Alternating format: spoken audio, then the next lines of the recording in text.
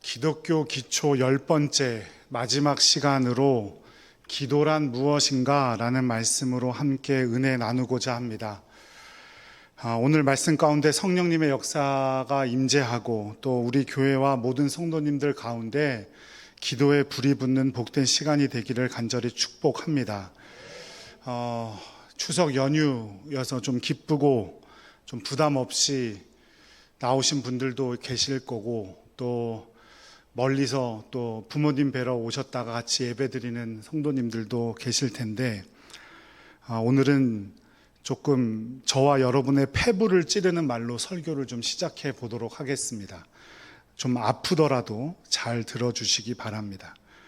그리스도인의 신앙생활 중에 가장 하찮게 여겨지는 것이 뭘까요? 뭐 같으세요? 저는 기도 같습니다. 교회에서 기도만큼 강조되는 것도 없고 새벽 기도회, 금요 기도회 모이는 걸로만 치자면 기도 때문에 모이는 모임이 제일 많지만 기도가 습관이 되지 않은 것은 우리 모두의 현실이고 또 기도만큼 하찮게 여기는 것이 없습니다. 이거는 기도회에 참석하고 참석 안 하고의 문제를 말씀드리는 것이 아니라 기도란 무엇인가?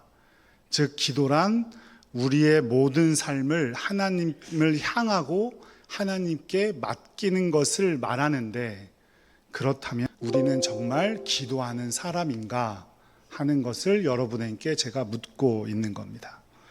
물론 잘 하고 계시는 분들도 있겠죠. 하지만 거의 대부분의 목회자들도 그리고 평신도들도 자신의 일이나 학업에 더 노력하지 못한 것은 후회는 하지만 기도하지 못한 것을 후회하는 분들을 찾아보기는 어렵습니다.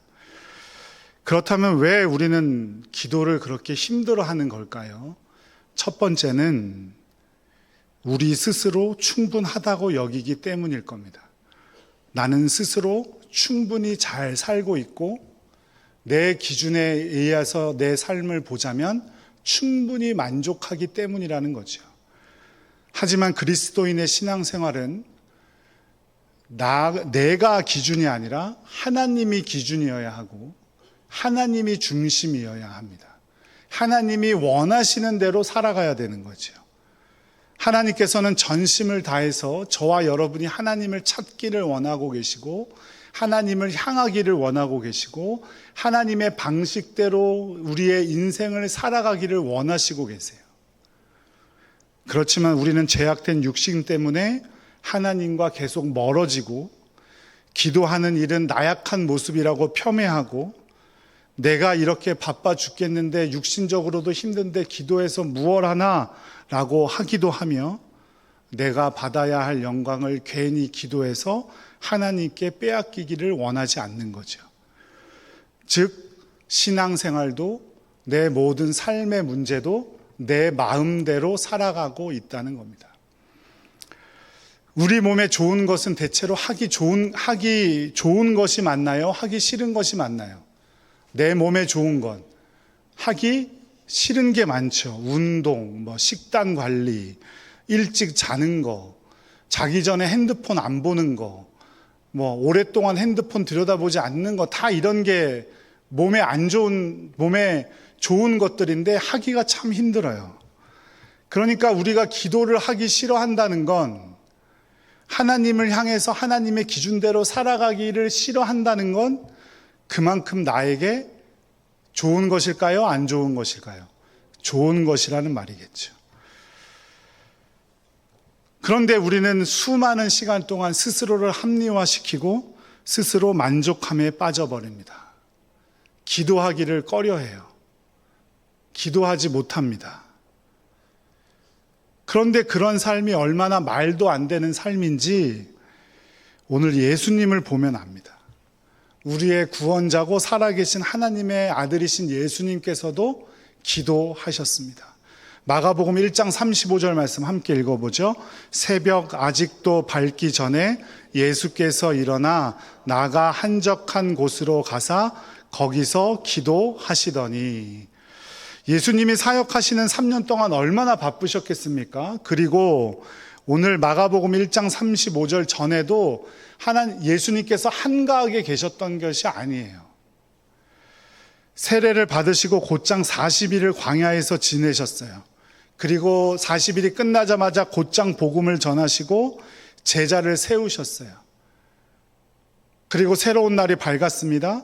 가버나움에 가서 회당에서 귀신 들린 사람을 고쳐주시고 베드로의 장모를 고쳐주시고 32절 마가복음 1장 32절 말씀에 보면 저물어 해질 때까지 병자와 귀신 들린 자를 고치셨다라고 기록하고 있어요. 그러니까 가버나움 회당에서 귀신 들린 자를 고치셨던 것부터 저물어 해질 때까지가 이게 하루예요.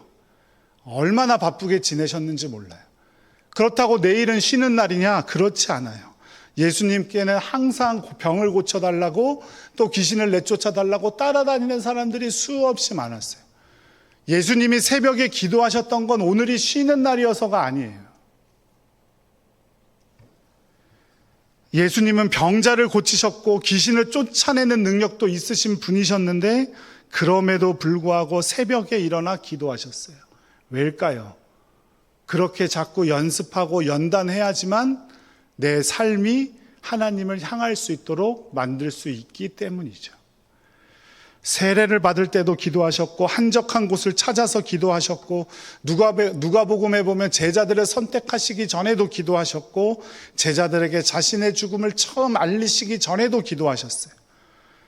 그래서 이런 모습을 곁에서 지켜보던 제자들이 예수님께 기도를 가르쳐 달라고 요구합니다. 복음서를 잘 들여다보세요. 제자들이 예수님께 가르쳐 달라고 한 게 없어요. 그런데 딱 한 가지 가르쳐 달라고 했습니다. 그것이 무엇이냐면 기도였습니다. 예수님이 병을 고치시고 귀신을 내쫓으시는 모습을 보니까 제자들이 봐도 자신들과 별반 다를 바가 없는 것 같은데 딱 한 가지 다른 게 있다면 바로 예수님은 기도하시던 분이셨다는 거예요. 어떻게든 자신의 삶을 하나님을 향하고 하나님의 말씀에 순종하기 위해 노력하던 자였다는 겁니다. 제자들은 어떻게 무리를 걸을 수 있는지, 아픈 사람은 어떻게 고치는지, 죽은 자를 어떻게 일으킬 수 있는지, 복음은 어떻게 전하는지 그런 거 가르쳐 달라고 하지 않았어요. 그런데 딱 한 가지 기도 가르쳐 달라고 했습니다. 그런데도 겟세마네 동산에서 제자들은 기도하시던 예수님 곁에서 졸다 못해 잠을 잤습니다. 함께 기도하기 원하셨던 예수님, 하지만 제자들은 피곤했기 때문에 잠을 청했죠. 우리가 기도하지 못하는 이유는 수도 없이 많을 겁니다.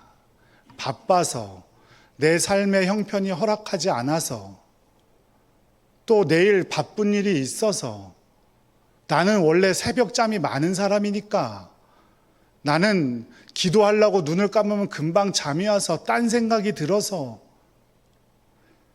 하지만 그와 똑같은 이유에도 불구하고 예수님은 기도하셨습니다.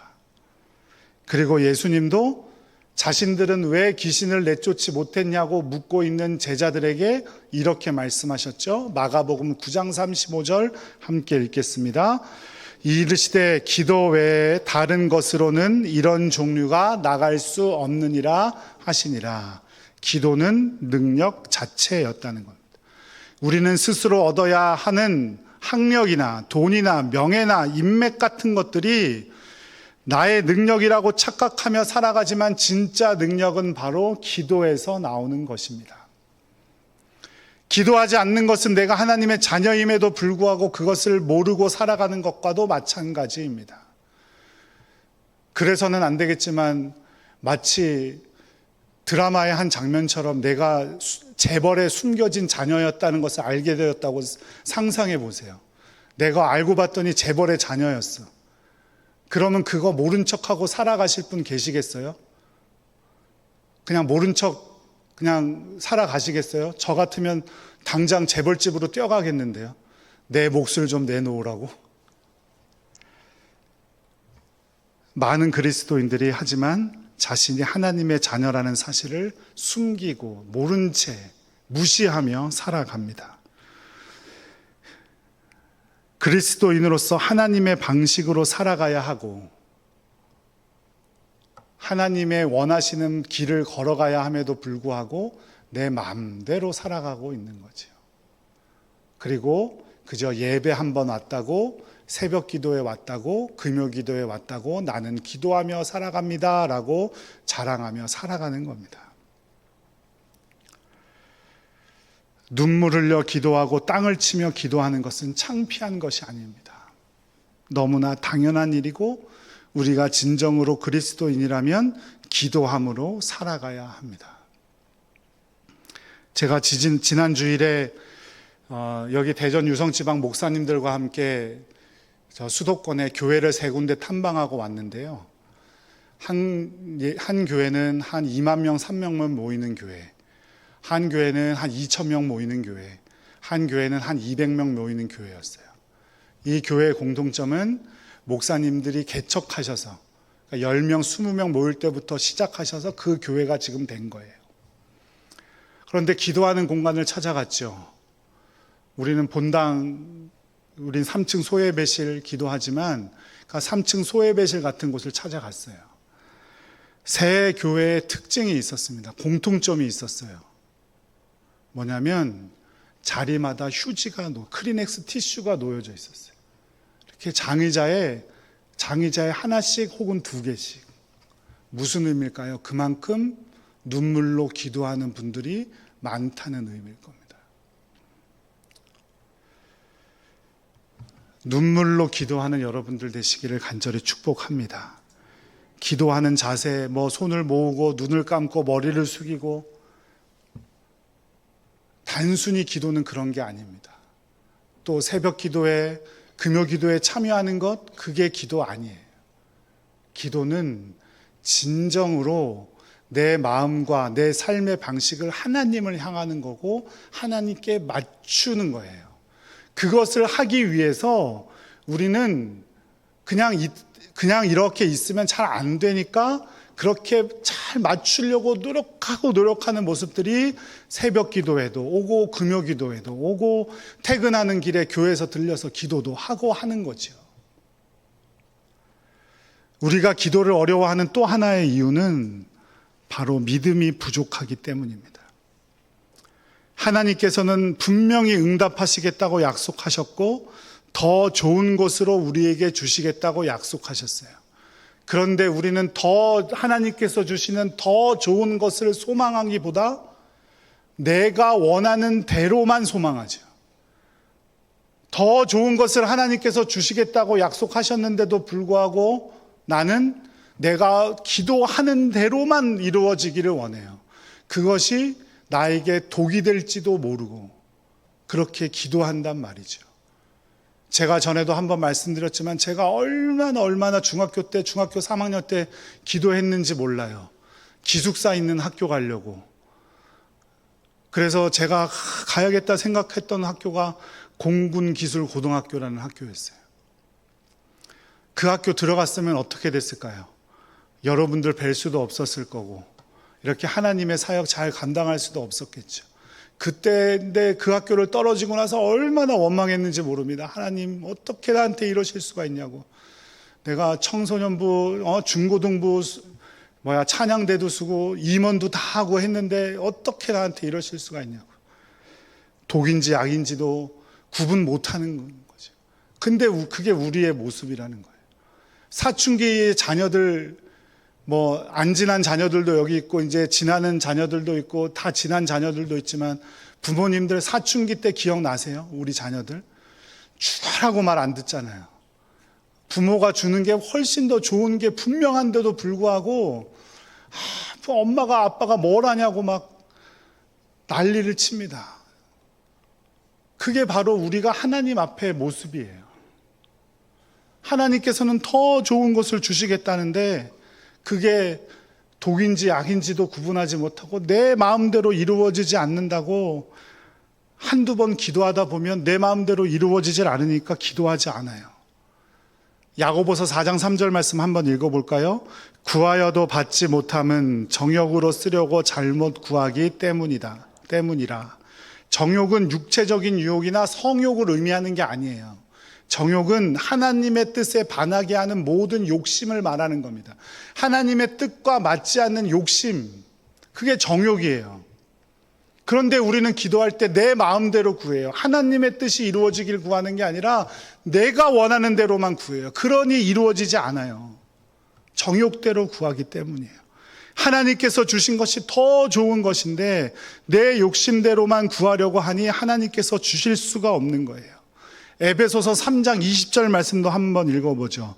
우리 가운데서 역사하시는 능력대로 우리가 구하거나 생각하는 모든 것에 더 넘치도록 능히 하실 이에게. 우리가 구하거나 생각하는 모든 것에 어떻게 하신다고요? 더 넘치도록 능히 하실 이에게. 더 넘치도록 주신다니까요. 그런데 우리는 그럼에도 불구하고 자꾸 내가 원하는 것만 구하죠. 물론 그런 기도가 잘못됐다고 말씀드리는 거 아니에요. 그렇게 기도하셔야죠. 하지만 그렇게 기도하시면서 그 수준에 머물러 있는 것이 아니라 계속해서 장성한 분량에 이르러서 결국 하나님의 뜻에 맞는 기도를 하는 사람들이 되어야죠. 그럼에도 불구하고 우리는 그 믿음이 없어서 기도하지 않는 겁니다. 기도는 하나님을 믿는다는 가장 중요한 믿음의 표현이에요. 믿음이 없어서 기도하지 않는다면 믿지 않는 사람들과 뭐가 다르겠습니까? 일을 이루시는 분은 하나님이심을 믿으십니까? 믿는다면 기도하셔야 돼요. 여러분들 그것을 믿는다고 하시면서도 기도하시지 않는다면 그거는 말과 행동이 따로따로 놀고 있는 거예요. 딸이 아파 찾아온 야이로에게 예수님은 뭐라고 말씀하셨냐면 두려워하지 말고 믿기만 하여라 이렇게 말씀하셨어요. 두려워하면 어떻게 된다는 거예요? 그러니까 딸은 죽게 된다는 거예요. 믿으면 산다는 거죠. 또 우리는 기도한다고 하면서도 기도한 후에 부정적인 말을 합니다. 열심히 일하고 열심히 기도했으면서 그 일은 정말 안 될 것 같아. 아무래도 잘 안 될 것 같아. 그 일이 될 리가 없어. 이렇게 말한단 말이에요. 그런데 민수기 14장에 하나님께서 뭐라고 말씀하셨냐면 내 말이 내 귀에 들린 대로 내가 행하리라 말씀하셨어요. 우리는 믿는다고 열심히 기도하면서도 자꾸 부정적인 말을 해요. 안 될 것 같은데. 잘 안 될 것 같아. 이번에는 글른 것 같아. 하지만 이루어 주신다는 믿음으로 끈질기게 기도하는 여러분들 되시기를 간절히 축복합니다. 오늘은 기도에 대해서 예수님께서 제자들에게 말씀해 주시는 말씀이에요. 비유로 말씀해 주세요. 그런데 마지막부터 말씀을 드려볼까요? 누가복음 18장 8절 후반절 말씀만 한번 읽어볼게요. 그러나 인자가 올 때에 세상에서 믿음을 보겠느냐 하시니라. 그러니까 예수님께서 말씀하시는 건 뭐예요? 내가 다시 올 때에 믿음으로 기도를 지키며 살아갈 사람이 많다는 거예요? 적다는 거예요? 적다는 거예요. 그만큼 어렵다는 거예요. 힘들다는 거예요. 하지만 우리는 그 좁은 길을 가야 돼요. 이것이 우리의 모습이 되지 않기를 간절히 축복합니다. 육신의 연약함을 인정하고 내 뜻을 이루려고 하기보다 하나님께 내어놓고 하나님의 뜻에 맞추어 살아갈 수 있는 우리 모두가 되기를 간절히 축복합니다. 역대하 16장 9절 전반절 말씀도 한번 읽어볼까요? 여호와의 눈은 온 땅을 두루 감찰하사 전심으로 자기에게 향하는 자들을 향하여 능력을 베푸시나니. 자기에게 향하는 자들이 뭐예요? 기도하는 사람 말하는 거예요. 기도하는 사람에게 능력을 베푸신대요. 그렇다면 오늘 예수님께서 하신 말씀은 무엇입니까? 어느 한 고을에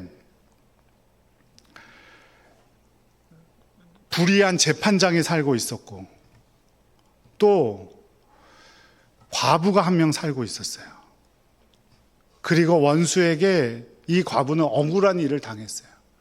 그 과부가 생각하기에 이 억울함을 해결해 줄 사람은 누구밖에 없다고 생각했던 거예요. 재판장.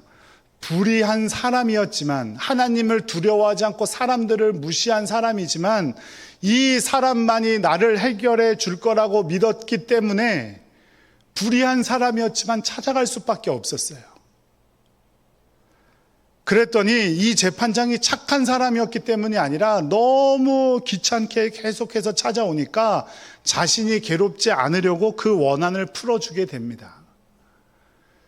이 이야기인데요. 이 이야기가 단순히 하나님 귀찮게 기도하라는 말씀이 아니에요. 물론 그것도 그 의미도 있어요. 끈질기게 끊임없이 끝까지 기도해야 된다는 말씀도 있는데 더 깊은 의미는 첫 번째는 무엇이냐? 불의한 재판장과 의로우신 하나님을 비교하고 있는 거예요. 그러니까 하나님이 어떤 분이시기 때문에 우리가 끝까지 기도해야 된다는 거예요. 의로우신 하나님이시기 때문에 우리는 끝까지 기도해야 된다는 거예요. 시편 4편 1절 말씀 함께 읽어볼게요. 내 의의 하나님이여 내가 부를 때에 응답하소서. 다시 한번 읽죠. 내 의의 하나님이여 내가 부를 때에 응답하소서. 곤란 중에 나를 너그럽게 하셨사오니 내게 은혜를 베푸사 나의 기도를 들으소서. 아멘. 시편 4편은 다윗의 시예요. 시편 3편이 아침의 시라면 시편 4편은 저녁의 시입니다. 그러니까 저녁에 뭐 하는 시겠어요? 하루를 돌아보면서 함께 해주신 하나님께 감사하고 또 나를 괴롭힌 사람들, 나를 억울하게 한 사람들, 나를 아프게 한 사람들에게 하나님께서 해결해 주십시오라고 기도하는 겁니다. 억울한 일 때문에 낙심할 일이 생길 때라도 의로우신 하나님, 공평하게 치리하시고 나를 인도하실 하나님을 믿고 기도하는 여러분들 되시기를 간절히 축복합니다.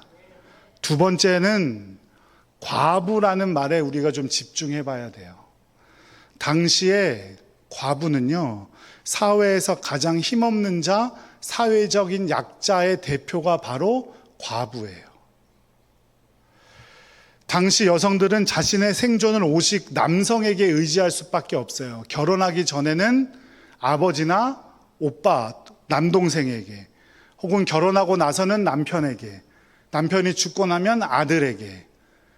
그래서 지금으로는 뭐 말도 안 되는 법이지만 그 당시에 아들이 없는데 남편이 죽은 여인들은 어떻게 했습니까?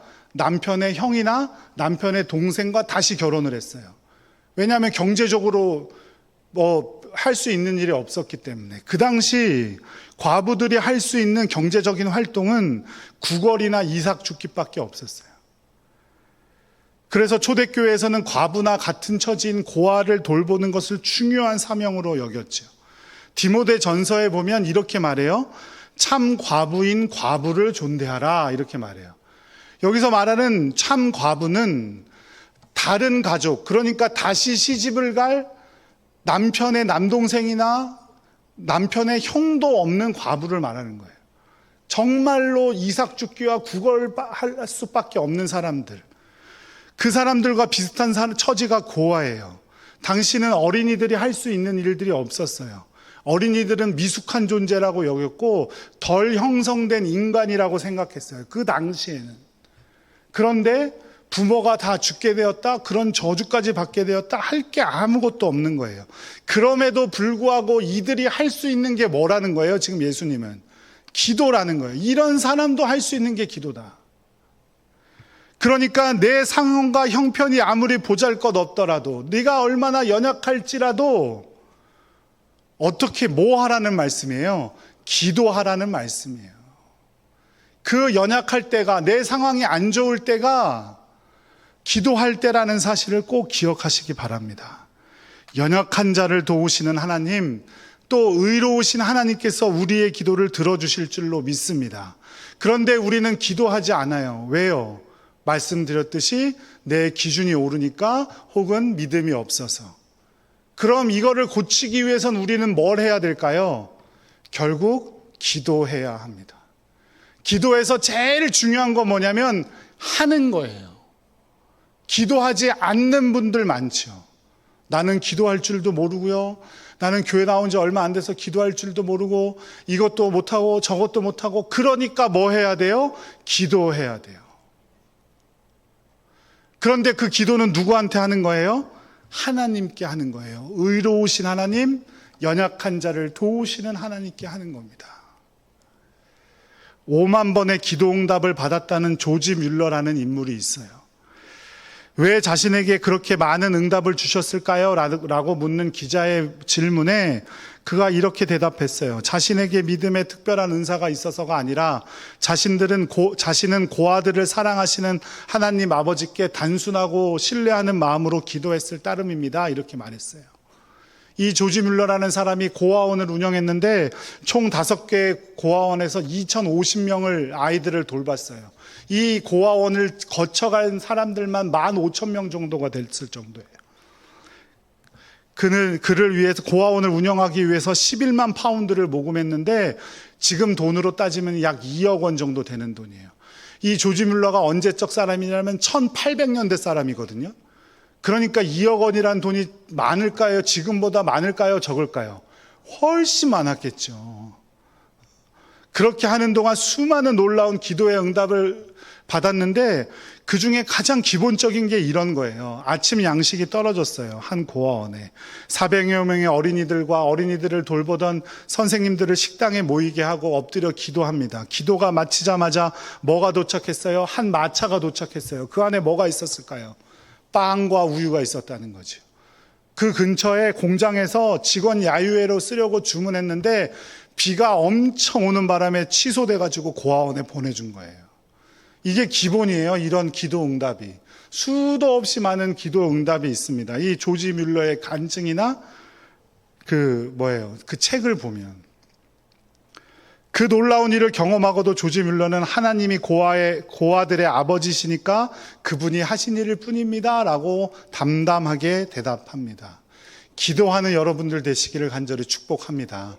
하나님께 자꾸 주파수를 맞추려고 노력하고 하나님의 뜻이 무엇인가 계속해서 묻고 내가 원하는 것이 무엇인지 솔직히 하나님께 내어놓는 여러분들 되시기를 간절히 바라요. 그 가운데 하나님께서 분명히 하나님의 뜻을 알려주시고 하나님의 길을 열어주실 줄로 믿습니다. 그리스도인이라면 내 기준이 아니라 하나님의 기준으로 신앙생활 해야 하고 그 무엇보다 하나님의 임재를 체험하며 기도해야 됩니다. 그 방법이 바로 기도예요. 나의 억울함을 해결해 주실 하나님, 약한 자도 버리지 아니하시고 꺼져가는 등불도 끄지 아니하시고 상한 갈대도 꺾지 아니하시는 하나님께 기도하는 여러분들 되시기를 간절히 축복합니다. 사랑하는 여러분, 기도야말로 능력을 체험할 수 있는 방법이고 그리스도인의 특권이자 의무입니다. 여기 이 자리에 앉아 계신 우리 자녀들, 어리다고 기도하지 않아도 된다는 생각은 버리시기 바랍니다. 아빠 엄마가 다 해주겠지 하는 마음 다 버리셔야 합니다. 또 내가 연약하고 나는 바쁘고 나는 몸도 아프니까 기도를 미루어도 된다는 생각 절대 버리시기 바랍니다. 바쁘고 연약하고 낙심할 수밖에 없는 상황일지라도 우리가 할 수 있는 건 기도입니다. 그것이 바로 쉬지 말고 기도하라는 의미이고 우리를 향한 하나님의 뜻인 줄로 믿으시기 바랍니다.